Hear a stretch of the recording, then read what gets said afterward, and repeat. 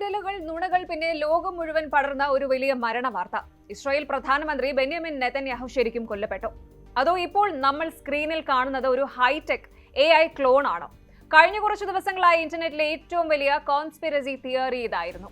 പക്ഷേ ഇതാ മാർച്ച് 19 എല്ലാ ഡിജിറ്റൽ കുപ്രചാരണങ്ങളെയും കാറ്റിൽ പറത്തിക്കൊണ്ട് നെതന്യാഹു നേരിട്ട് രംഗത്തെത്തിയിരിക്കുകയാണ്. വെറും ഒരു പ്രസ് മീറ്റ് ആയിരുന്നില്ല അത്. കയ്യിലൊരു കാപ്പി കപ്പുമായി വന്ന തന്റെ 10 വിരലുകളും ലോകത്തിന് കാട്ടിക്കൊടുത്ത ഒരു പക്ക മാസ്റ്റർ സ്ട്രോക്ക്. ഇതിനിടയിൽ ഇറാന്റെ ആണവ കേന്ദ്രങ്ങൾ തകർത്ത് ഓപ്പറേഷൻ റോറിംഗ് ലയൺ വിജയിച്ചുവെന്ന ഞെട്ടിക്കുന്ന പ്രഖ്യാപനവുമുണ്ട്. എന്താണ് ഇസ്രായേലിലും ഇറാനിലും യഥാർത്ഥത്തിൽ സംഭവിക്കുന്നത്? നെതന്യാഹുവിന്റെ ഈ മാസ് മടങ്ങി വരവ് മിഡിൽ ഈസ്റ്റിന്റെ ഭൂപടം തന്നെ മാറ്റിവരയ്ക്കുമോ? സത്യവും മിഥ്യയും തമ്മിലുള്ള ഈ ഒരു ഡിജിറ്റൽ വാറിന്റെ ചുരുളഴിക്കാം. ഡിജിറ്റൽ യുഗത്തിൽ ഒരു നുണ എത്ര വേഗത്തിൽ സഞ്ചരിക്കുമെന്നതിന്റെ ഉത്തമ ഉദാഹരണമായിരുന്നു ഈ ഒരു വിവാദം.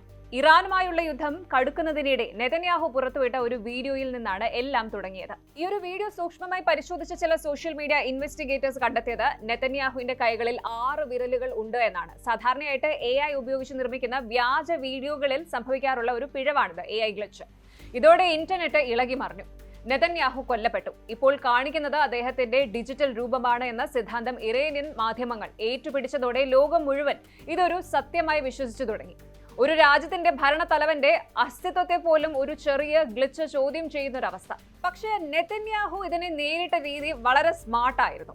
വാർത്താ സമ്മേളനത്തിന് തൊട്ടുമുൻപ് ജെറുസലേമിലെ ഒരു ചെറിയ കഫേയിൽ അദ്ദേഹം പ്രത്യക്ഷപ്പെട്ടു. പക്ക ലോക്കൽ സ്റ്റൈലിൽ ഒരു ടേക്ക് അവേ കോഫി ഓർഡർ ചെയ്യുന്ന വീഡിയോ പുറത്തു വന്നു. അവിടെ അദ്ദേഹം പ്രസംഗിച്ചില്ല, പകരം തന്റെ 10 വിരലുകളും ക്യാമറയ്ക്ക് വ്യക്തമാകുന്ന രീതിയിൽ ഉയർത്തിപ്പിടിച്ചു. അവിടെ വെച്ച് അദ്ദേഹം പറഞ്ഞ ഒരു തമാശ ഇപ്പോൾ വൈറലാണ്.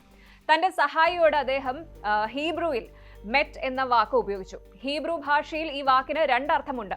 ഒന്ന് മരണം, മറ്റൊന്ന് അമിതമായ ഇഷ്ടം. എനിക്ക് കോഫിയോട് വലിയ ഇഷ്ടമാണ്, എന്റെ ജനങ്ങളോടും എന്ന ഇരട്ട അർത്ഥമുള്ള മറുപടിയിലൂടെ തന്നെ കൊന്നവർക്ക് അദ്ദേഹം ചുട്ട മറുപടി നൽകിയിട്ടുണ്ട്. അതാണ് ശരിക്കുമുള്ള digital diplomacy.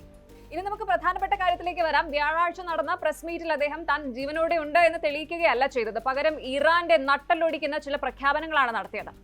Operation roaring lion എന്ന സൈനിക നീക്കം വൻ വിജയമാണെന്ന് അദ്ദേഹം അവകാശപ്പെട്ടു.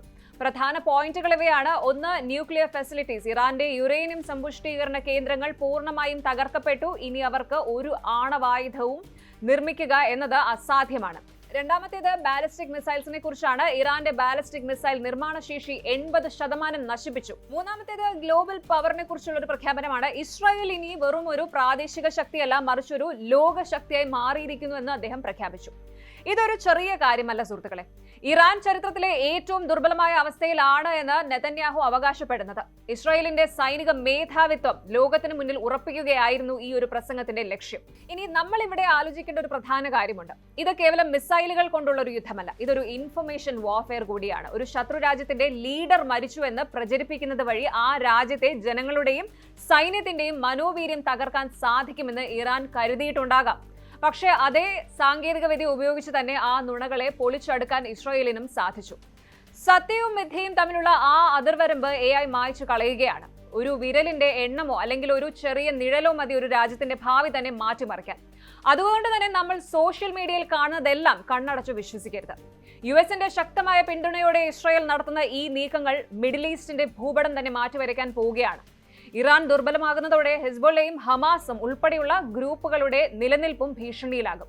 യുദ്ധം അവസാനിച്ചിട്ടില്ല എന്നും ലക്ഷ്യം കാണുന്നതുവരെ പോരാട്ടം തുടരുമെന്നും നെതന്യാഹു വ്യക്തമാക്കിയിട്ടുണ്ട്. വരും ദിവസങ്ങളിൽ ഇറാനിന്റെ തിരിച്ചടി എങ്ങനെയാകുമെന്ന് ലോകം വലിയ ആശങ്കയോടെയാണ് നോക്കിക്കാണുന്നത്.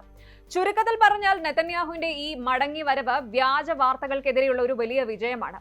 ഈ ഒരു തിരിച്ചുവരവ് നമുക്ക് നൽകുന്ന സന്ദേശം വളരെ വ്യക്തമാണ്. നമ്മൾ ജീവിക്കുന്നത് സത്യത്തെക്കാൾ വേഗത്തിൽ നുണകൾ പടരുന്ന ഒരു ഡിജിറ്റൽ യുദ്ധഭൂമിയിലാണ്.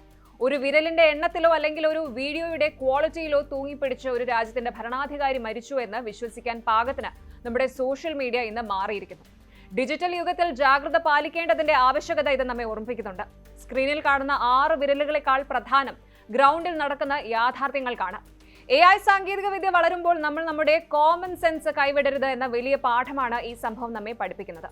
ഇറാന്റെ ആണവ മോഹങ്ങൾക്ക് ഇസ്രായേൽ കനത്ത പ്രഹരം ഏൽപ്പിച്ചു കഴിഞ്ഞുവെന്നാണ് നെതന്യാഹു അവകാശപ്പെടുന്നത്. ഓപ്പറേഷൻ റോറിംഗ് ലയൺ വെസ്റ്റ് ഏഷ്യയുടെ ചരിത്രം തന്നെ മാറ്റി എഴുതുമോ, അതോ ഇറാൻ ഇതിന് അതിശക്തമായ മറുപടി നൽകുമോ? കണ്ടു തന്നെ അറിയണം. കൂടുതൽ വാർത്തകൾക്ക് News 18 Keralam YouTube channel subscribe ചെയ്യുക.